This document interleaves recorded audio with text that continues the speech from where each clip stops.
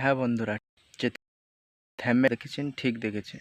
সুচিত্রাদি, সেই ভাইরাল সুচিত্রাদি বিজেপিতে যোগ দিল শুভেন্দু অধিকারীর হাত ধরে। বিজেপিতে যোগ দিল ভাইরাল সুচিত্রাদি। তো সুচিত্রাদি বিজেপিতে যোগ দিয়ে কি তার মুখ থেকে আমরা শুনে নেব তিনি কি বললেন। খুব ভালো লাগছে। দেখো, এতদিন তো আমি এখানে বাংলায় রয়েছি, আমাকে কোনো প্রোগ্রামে এরা কোনোদিন ডাকেনি। তবু তো আজকে বিজেপি আমাকে প্রথম আজকে জয়েন করালো।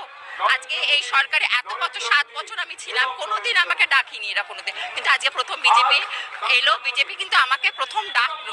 আমি চাই বিজেপির হাত ধরে বড় লেভেলের আমাদের বাংলায় উন্নতি হোক, বাংলার মানুষের কল্যাণ সাধন হোক। একটা প্রথমত প্রশ্ন, আপনাকে দেখেই শুভেন্দু অধিকারী রাজ্যের বিরোধী দলনেতা তিনি বললেন ভাইরাল সুচিত্রাদি, আরে সুচিত্রাদি মানে আপনার ভিডিও তো শুভেন্দু অধিকারী পর্যন্ত পেয়েছেন। তার মানে ভালো লাগলো জিনিসটা। যেটা দেখো, আমি যে মানুষের জন্য, জনগণের জন্য যে ফাইটটা করি, আমি তো নিঃস্বার্থভাবেই করি।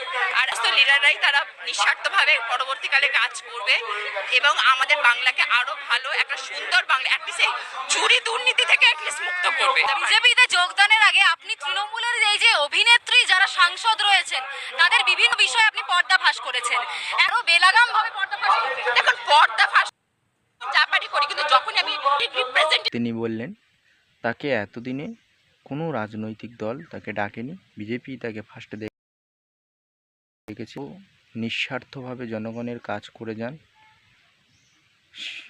আর তিনি মানেন যে বিজেপির সব নেতারাইও নিঃস্বার্থভাবে জনগণের কাজ করেন।